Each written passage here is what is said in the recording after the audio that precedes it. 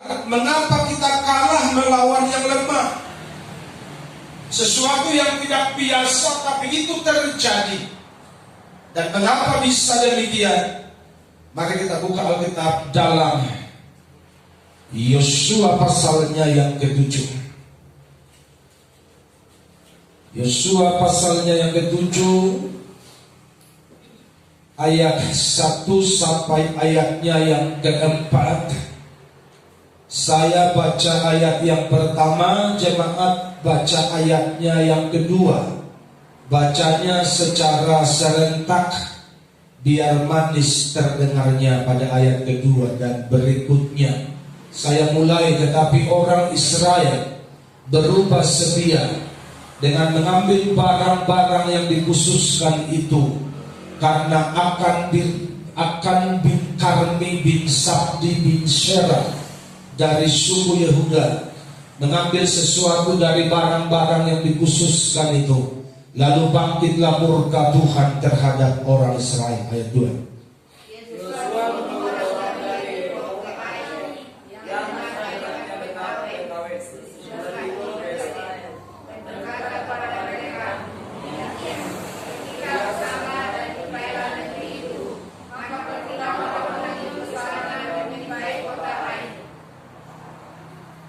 Kemudian kembalilah mereka kepada Yosua dan berkata kepadanya, tidak usah seluruh bangsa itu pergi, biarlah hanya kira-kira 2 atau 3.000 orang pergi untuk menggempur Ai itu. Janganlah kau susahkan seluruh bangsa itu dengan berjalan ke sana, sebab orang-orang di sana sedikit saja.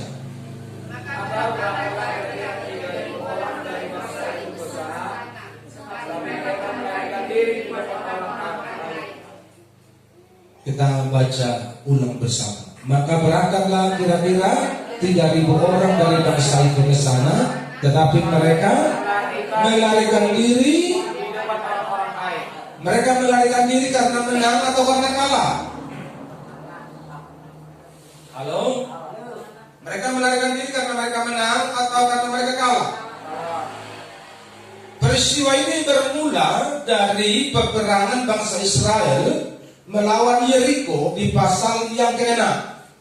Saudara tahu kota Yeriko itu berkubu, ada temboknya. Itu Alkitab tulis di situ. Dan mereka mengelilingi tembok itu selama 6 hari, 1 kali berkeliling. Dan pada hari yang ke-7 mereka berkeliling 7 kali. Dan setelah mereka berkeliling 7 kali, Alkitab mencatat mereka bersorak, mereka berteriak secara serentak. Dan firman Tuhan berkata, ketika mereka berteriak bersorak secara serentak, maka tembok itu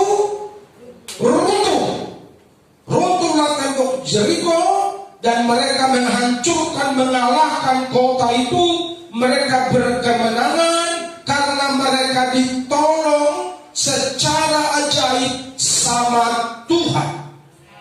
Musuh yang berkubu, musuh yang besar, musuh yang kuat dapat dikalahkan oleh bangsa itu. Mengapa mereka bisa mengalahkannya? Karena mereka hidup dalam tuntunan Tuhan. Mereka hidup dalam kendali Tuhan. Mereka hidup dalam pimpinan Tuhan. Sehingga tidak ada musuh yang terlalu kuat, tidak ada benteng yang tidak terlalu kuat. Semua bisa diruntuhkan, semua bisa dihancurkan, semua bisa dikalahkan kalau mereka bersama dengan Tuhan. Bahwa serta dengan Allah kita lakukan perkara yang besar. Katakan amin. Jadi pertanyaannya sekarang, mengapa melawan kota Ai, kota yang kecil itu mereka kalah? Dalam ayatnya yang ke-3 dan ke-4 tadi, mereka bilang, tidak usah banyak-banyak ke sana. Kata mereka kepada Yosua sebagai pemimpin, tidak usah banyak-banyak. Gak usah capek-capek, gak usah semua pasukan dikirim ke sana. Kenapa? Karena kota itu sedikit, mereka kecil, mereka lemah. Cukup kirim 2.000 atau 3.000 orang pasukan, sudah bisa menumpas mereka, sudah bisa mengalahkannya. Dan Yesus berkata, oke silakan, berangkatlah 2-3 ribu orang. Dan ayat keempat, begitu mereka menyerang Ai, apa kata Alkitab? Mereka berlari bukan karena mereka menang, tapi mereka berlari karena mereka dikalahkan oleh musuh. Padahal musuhnya lemah, musuhnya sedikit. Mengapa mereka bisa dikalahkan? Inilah problemnya bagi gereja Tuhan yang perlu kita mengerti hari ini. Karena terlalu banyak orang percaya, terlalu banyak orang Kristen, terlalu banyak anak Tuhan yang sebenarnya harus menang atas masalah, tapi fakta di lapangan banyak orang Kristen tumbang dan KO menghadapi hanya yang namanya persoalan hidup. Haleluya. Hanya masalah persoalan hidup, banyak orang percaya jatuh. Hanya persoalan jodoh, banyak orang percaya jatuh. Hanya persoalan makan minum, persoalan pekerjaan, banyak orang percaya jatuh. Kenapa? Karena kurang memahami, kurang mengerti posisinya di dalam Tuhan. Itu persoalan.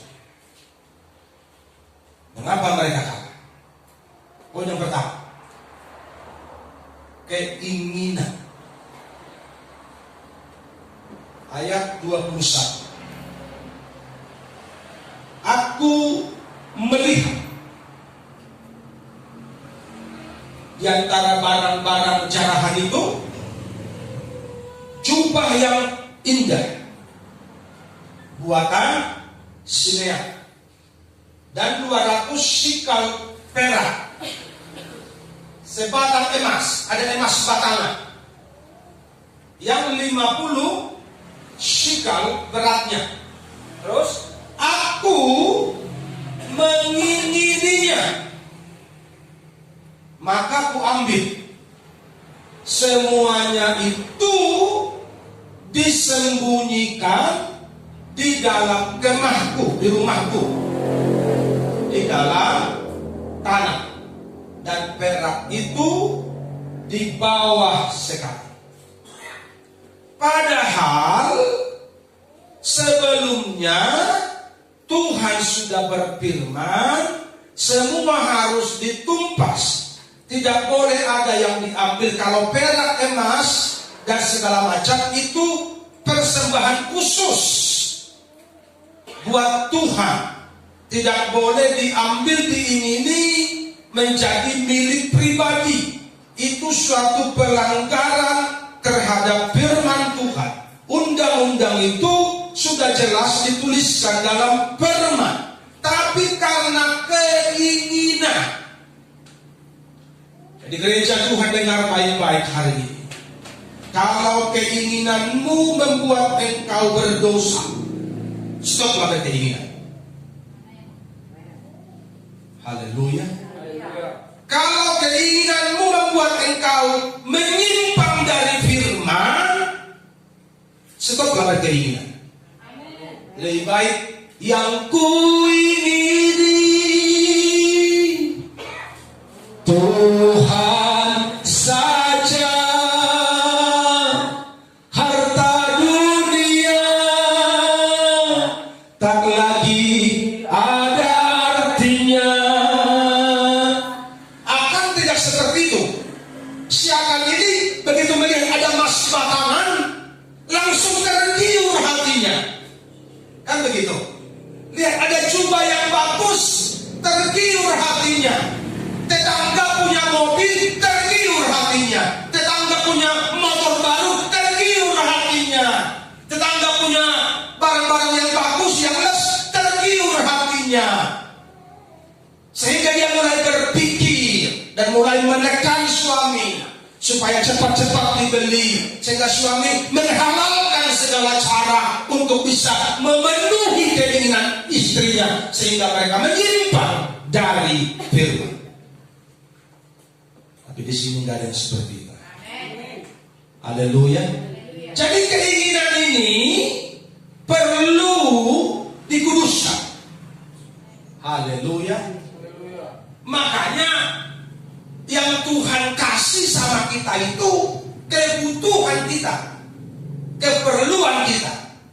keinginan kita. Haleluya. Karena kalau keinginan tidak akan pernah habis-habisnya. Namanya keinginan. Dari mana keinginan itu bermula? Dari mata. Ketika akan melihat, kita ke mall jalan-jalan, lihat barang mewah, ambil. Yang punya kartu kredit tinggal main gesek aja. Nanti begitu bulan depan tidak bisa bayar, stres, ribut, berantem.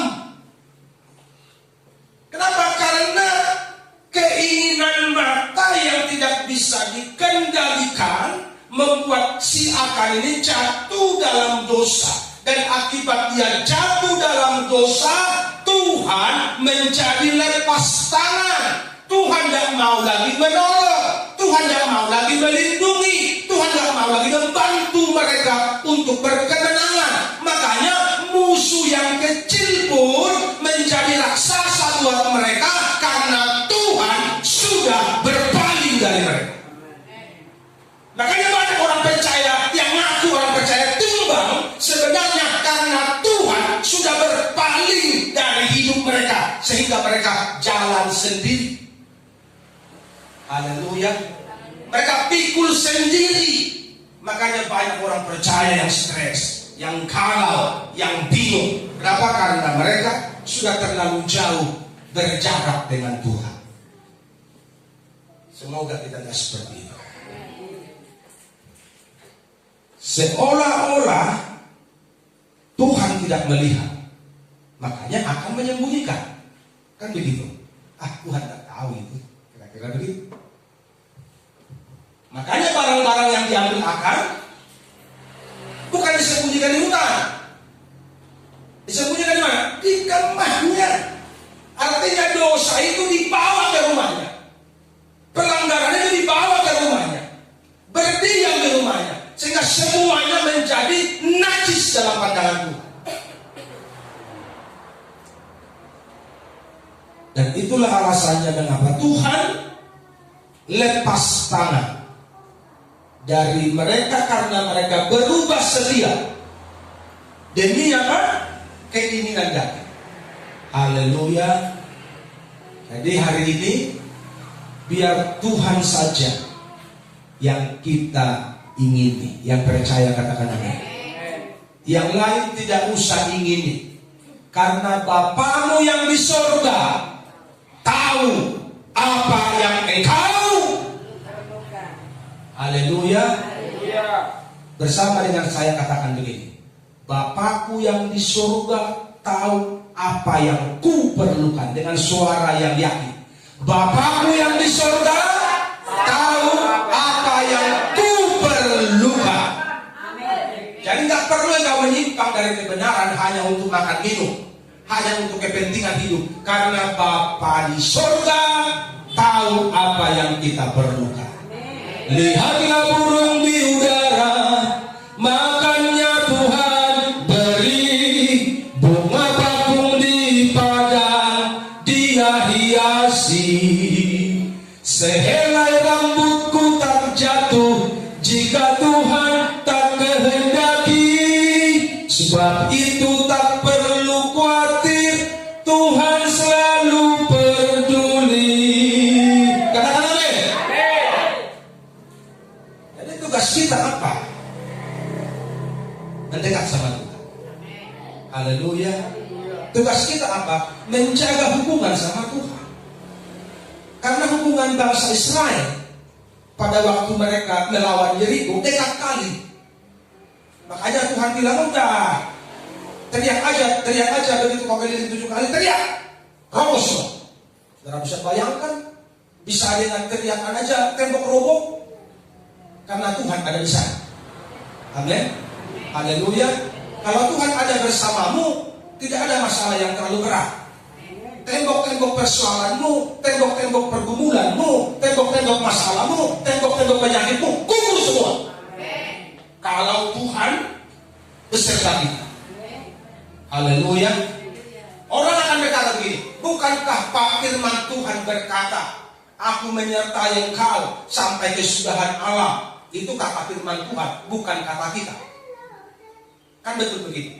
Bagi siapa firman Tuhan itu berlaku? Bagi orang yang hidupnya seirama dengan Tuhan. bukan yang asal-asalan gitu. Haleluya. Jadi makanya harusnya yang kita perlu perhatikan hari-hari ini adalah memelihara pergaulan, hubungan, keintiman dengan Tuhan. Jangan biarkan keinginan daging, jangan biarkan kemauan, jangan biarkan dosa berkuasa atas diri kita, sehingga hubungan kita dengan Tuhan menjadi terbatas, menjadi terhalang, menjadi terganggu. Karena apa? Karena ada kedagingan dan dosa. Akibatnya kalau seperti ini, kita tidak akan bisa kuat menghadapi persoalan yang kecil pun, kita bisa lemah. Kenapa? Karena Tuhan sudah lepas tangan dari kita. Tapi bukankah Pak sekarang Roh Kudus itu berkuasa tinggal di hati kita? Tuhan ada di mana? Di hatiku. Bukankah begitu Pak? Kalau dia ada di hatimu, dia sedang menangis kalau engkau berbuat dosa. Betul apa salah? Kalau Roh Kudus tinggal di hatimu, dia sedang berduka cita ketika engkau melanggar firman Tuhan. Haleluya. Makanya persembahkanlah hidupmu menjadi persembahan yang kudus, yang berkenan, yang hidup, yang menyenangkan Tuhan. Dan begitu. Jangan lagi main-main dengan dunia, main-main dengan dosa. Karena itu akan menguras energi kita, sehingga kita akan jatuh bangun mengiring Tuhan kalau ada dosa, keinginan, pelanggaran yang kita berbuat. Orang Israel telah berbuat dosa. Mereka melanggar perjanjianku yang kuperintahkan kepada mereka, karena mereka mengambil sesuatu dari barang-barang yang dikhususkan itu. Mereka mencurinya, mereka menyembunyikannya, dan mereka menaruhnya di antara barang-barangnya. Jadi usir dosa dari hidupmu, usir dosa dari rumahmu, dari keluargamu. Jangan dipelihara. Amin. Akan ini bersengaja, si akan bersengaja menyembunyikannya di kemahnya. Dia gali tanah, disimpan di situ. Dan akibatnya akan dan keluarganya menjadi terkutuk, dan mereka mati karena dosa yang mereka perbuat. Yang kedua, mengapa kalah? Karena tidak menjauhkan. Ayat 13, bangunlah, kuduskanlah bangsa itu, dan katakan, kuduskanlah dirimu untuk esok hari, sebab demikianlah firman Tuhan Allah Israel. Hai orang Israel, ada barang-barang yang dikhususkan di tengah-tengahmu. Kamu tidak akan bertahan menghadapi musuhmu sebelum barang-barang yang dikhususkan itu kamu jauhkan dari tengah-tengah. Ada kata-katanya, kamu tidak akan bertahan menghadapi musuhmu, bukan karena musuhmu kuat. Kamu tidak akan bertahan menghadapi musuhmu, bukan karena musuhmu jago. Kamu tidak akan bertahan menghadapi musuhmu, bukan karena musuhmu lebih canggih persenjataannya. Tapi mengapa kamu kalah? Karena Tuhan menjauh dari engkau kalau engkau tidak membersihkan hidupmu secara serius. Haleluya. Karena kita tidak membenahi rohani kita secara serius, membuat Tuhan enggan memberi pertolongan kepada kita. Jika kita menjadi jatuh bangun ikut Tuhan, kayak lagu dangdut itu. Haleluya. Mari kita mengerti hari ini, tidak ada musuh yang terlalu kuat bagi orang percaya. Tidak ada masalah yang terlalu kuat bagi orang percaya. Tidak ada persoalan yang terlalu kuat bagi orang percaya. Gunung yang tinggi pun dipindahkan sama Tuhan. Laut yang dalam pun